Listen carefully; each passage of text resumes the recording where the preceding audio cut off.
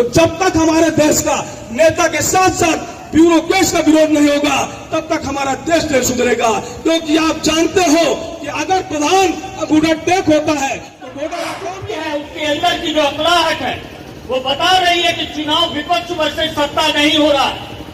2024 का चुनाव 1977 के चुनाव को घोटाला हो रहा है तो कहीं ना कहीं नेता के साथ ब्यूरोक्रेट जिम्मेदार होगा।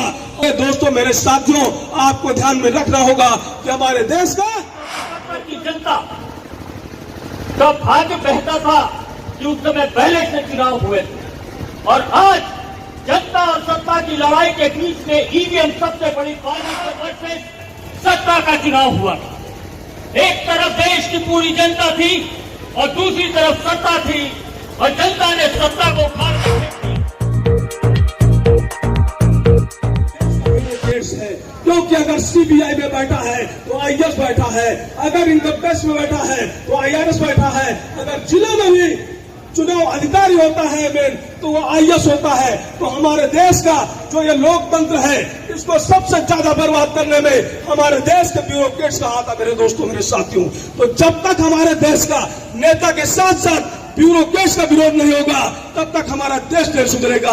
क्योंकि आप जानते हो कि अगर प्रधान घुटटेक होता है तो घोटाला कौन करवाता है? ये सरकारी जो नौकर हैं, नौकरशाह बैठे हुए हैं, ये उससे कहते हैं इस तरीके से नहीं इस तरीके से करिए और घोटाला वही कराते हैं। तो मेरे देश का जितना जो है बदमाश नेता है उससे कहीं ज्यादा बदमाश हमारे देश का ब्यूरोक्रेट्स है।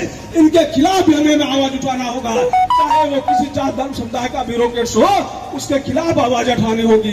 क्योंकि एबीएम मशीन अगर घोटाला हो रहा है तो कहीं ना कहीं नेता के साथ ब्यूरोक्रेट जिम्मेदार होगा।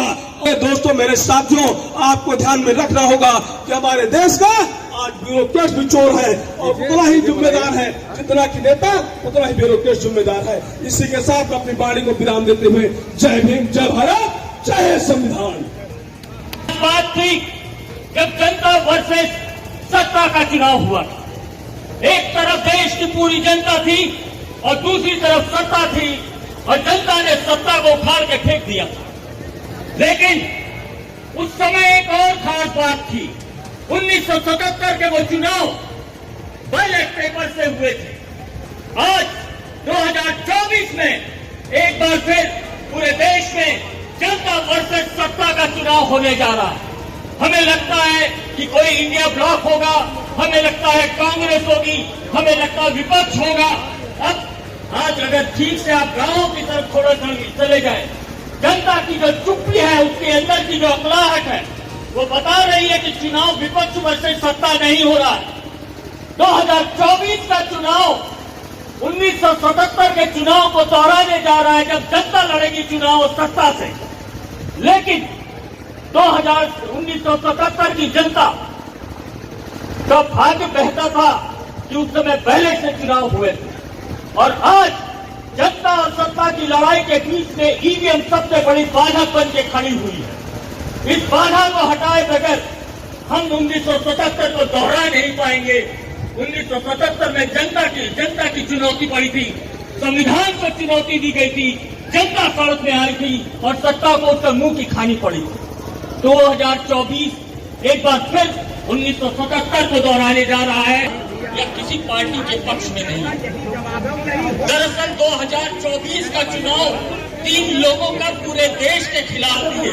2024 का चुनाव अगर फिर से जीत करके तीसरी बार में सत्ता आ जाती है तब विपक्ष को छोड़ दीजिए, खुद उनकी अपने ही जितने सहयोगी